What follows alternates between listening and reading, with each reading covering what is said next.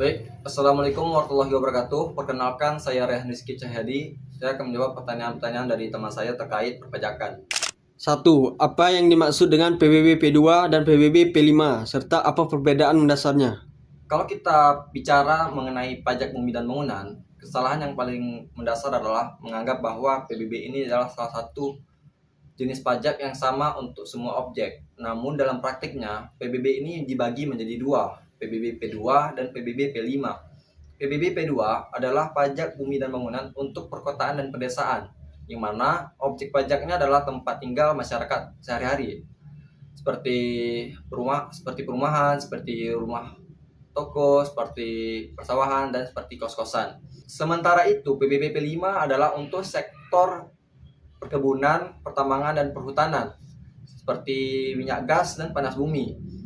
Adapun untuk PBB P5 ini sendiri memiliki sifat yang strategis dan berskala nasional.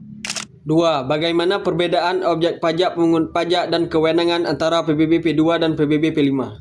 Perbedaan ini penting karena menunjukkan peran antar pemerintah daerah dan pemerintah pusat. Pada PBB P2, objek pajaknya adalah tanah dan bangunan milik masyarakat umum. Dan untuk pemungutnya adalah pemerintah daerah, yang mana pemerintah daerah ini memiliki kewenangan untuk menetapkan NJOP, menerbitkan SPPT, dan melakukan pemungutan serta menggunakan hasil pajak tersebut untuk pembangunan daerah. Sedangkan untuk PBB P5, objek pajaknya adalah sektor usaha besar seperti pertambangan dan migas, dan pemungut pajaknya adalah pemerintah nasional. Kemudian, kewenangannya juga berada di tingkat nasional. Alasannya sederhana, karena sektor PBB P5 ini menyangkut kepentingan nasional, nilai ekonominya juga besar, dan membutuhkan pengawasan yang terpusat agar tidak terjadi konflik kepentingan antar daerah. Lanjut. 3. Bagaimana sejarah pengelolaan PBB sebelum adanya perubahan regulasi? Sebelum berlakunya Undang-Undang Nomor 28 Tahun 2009, seluruh PBB dikelola oleh pemerintah pusat. Di mana ini berarti PBB atas rumah rakyat maupun PBB atas tambang besar ini sama-sama dipungut, sama-sama dikelola, dan sama-sama dihitung oleh pusat. Dalam sistem ini, pemerintah daerah hanya berperan sebagai pelaksana administratif dan penerima dana bagi hasil, yang mana daerah tidak memiliki kewenangan penuh dalam menentukan kebijakan PBB di wilayahnya sendiri. 4. Apa perubahan yang terjadi setelah berlakunya Undang-Undang Nomor 28 Tahun 2009 tentang pajak daerah dan retribusi daerah? Undang-Undang Nomor 28 Tahun 2009 menjadi titik balik dalam sistem perpajakan daerah di Indonesia. Undang-undang ini menandai pergeseran dari sistem sentralistik menuju desentralisasi fiskal, yang mana perubahan paling signifikan adalah PBB P2 dialihkan menjadi pajak daerah dan PBB P5 tetap menjadi pajak pusat. Dengan kebijakan ini, pemerintah daerah tidak hanya lagi menjadi penerima pasif dana dari pusat, melainkan menjadi aktor utama dalam pengelolaan pajak daerahnya sendiri. Tujuannya adalah menciptakan daerah yang lebih mandiri secara fiskal, lebih responsif terhadap kebutuhan masyarakat, dan lebih bertanggung jawab dalam pengelolaan keuangan publik. 5. Mengapa PBB P2 dialihkan menjadi pajak daerah? Secara logika kebijakan publik, pengalihan PBB P2 ke daerah sangat rasional karena objek PBB P2 ini berada sepenuhnya di wilayah administratif daerah dan menggunakan fasilitas yang disediakan oleh pemerintah daerah seperti jalan daerah, seperti penerangan jalan, dan seperti pelayanan publik lokal. Oleh karena itu, menjadi tidak efisien jika pajak objek tersebut dikelola oleh pemerintah pusat yang secara geografis dan administratif lebih jauh dari objek pusat. Dengan menjadikan PBB P2 menjadi sebagai pajak daerah, terjadi keselarasan antara sumber penerimaan dan tanggung jawab pelayanan. 6. Apa dampak perubahan regulasi PBB dari sisi pemerintah daerah? Dari sisi pemerintah daerah, perubahan ini membawa peluang sekaligus tantangan, yang mana keuntungannya daerah memiliki sumber pendapatan asli daerah yang stabil. Kemudian tantangannya adalah potensi konflik dengan masyarakat akibat kenaikan NJOP, yang mana artinya otonomi fiskal ini harus dibarengi dengan kapasitas administratif yang kuat. 7. Bagaimana dampak perubahan regulasi PBB dari sisi masyarakat sebagai wajib pajak? Menurut saya dari sudut pandang masyarakat, perubahan ini cenderung menguntungkan, tapi bersyarat, karena keuntungannya, masyarakat dapat merasakan langsung manfaat pajak yang dibayarkan. Kemudian, akses pelayanan pajak lebih akurat dan pengawasan terhadap pemerintah daerah lebih memungkinkan. Namun risikonya juga ada, di mana kebijakan antar daerah menjadi tidak seragam dan potensi kenaikan beban pajak jika NJOP tidak dihitung secara adil, serta transparansi penggunaan pajak menjadi krusial. Jika pemerintah daerah ini gagal dalam mengelola PBB secara transparan dan akuntabel, maka kepercayaan publik terhadap pemerintah daerah akan menurun. Apa kesimpulan dari perubahan regulasi PBB ini? Secara konsep, peralihan PBB P2 ke daerah adalah langkah kebijakan yang tepat dan sejalan dengan semangat otonomi daerah. Namun, kebijakan yang baik tidak cukup hanya dengan aturan tertulis. Ia juga membutuhkan yang namanya kapasitas birokrasi dan partisipasi masyarakat. Tanpa itu semua, desentralisasi fiskal hanya akan memindahkan masalah dari pemerintah pusat ke pemerintah daerah. Apa yang dimaksud dengan pajak pertambahan nilai atau PPN? Pajak pertambahan nilai atau PPN adalah pajak atas konsumsi barang dan jasa di dalam negeri. Artinya, PPN ini dikenakan ketika terjadi pertambahan nilai pada suatu barang ataupun jasa yang diproduksi, didistribusikan, atau diperdagangkan. Yang penting dipahami ini adalah PPN ini bukan pajak atas orang, melainkan atas transaksi. Setiap kali barang ataupun jasa yang berpindah dari satu pihak ke pihak lain dan nilainya bertambah, di situ ada potensi yang namanya PPN. Karena itu PPN menjadi salah satu sumber penerimaan negara yang stabil karena hampir semua orang melakukan konsumsi setiap hari. Siapa sebenarnya yang menanggung PPN? Secara hukum dan konsep ekonomi, PPN ini sebenarnya ditanggung oleh konsumen akhir. Walaupun yang memungut dan menyetor PPN ke negara adalah pengusaha, khususnya pengusaha pengenaan pajak ataupun PKP, beban pajaknya ini dialihkan ke pembeli melalui harga jual.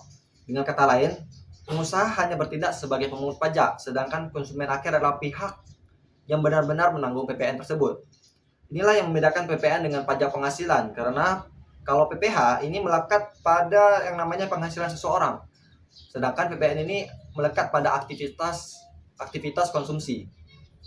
Mengapa PPN dibebankan kepada konsumen akhir?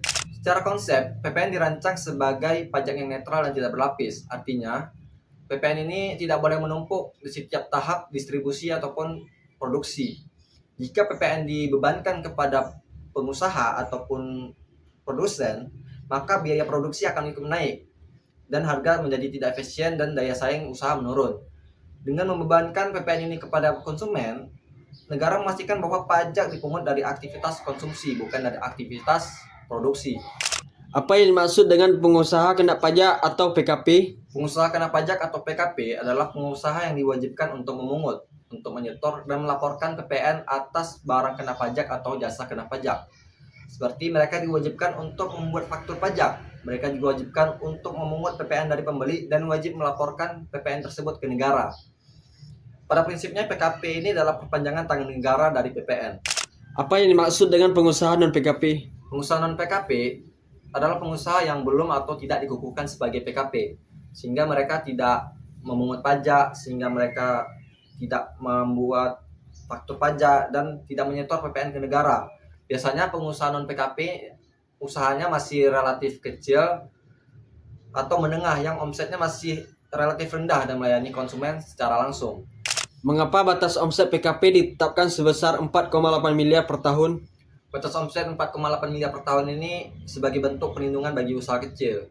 Negara menyadari bahwa kewajiban administrasi PPN ini cukup kompleks dan berbiaya, sehingga tidak adil rasanya jika usaha kecil dipaksa masuk ke dalam sistem PKP. Dengan adanya batasan ini, usaha kecil masih bisa untuk fokus berkembang. Namun, jika omset sudah melewati batas tersebut, maka secara prinsip usaha tersebut sudah cukup matang untuk menjalankan kewajiban PPN. Apa keuntungan menjadi PKP dan apa kerugian atau tantangan menjadi PKP? Keuntungan utama menjadi PKP adalah usaha lebih terlihat terpercaya dan lebih profesional. Selain itu, pengusaha juga bisa mengkreditkan pajak masukan sehingga pajak yang dibayar tidak double. Namun, menjadi PKP juga memiliki konsekuensinya, yang mana mereka juga wajib melapor pajak secara rutin atau berisiko terkena sanksi jika terlambat melapor. Selain itu, harga jual atau barang jasa ini menjadi lebih mahal karena ditambah dengan PPN, sehingga bisa mengurangi daya saing jika konsumennya adalah masyarakat yang sensitif terhadap harga. Apa keuntungan tidak menjadi PKP dan apa kerugian tidak menjadi PKP? Keuntungan utama tidak menjadi PKP adalah proses usaha lebih sederhana.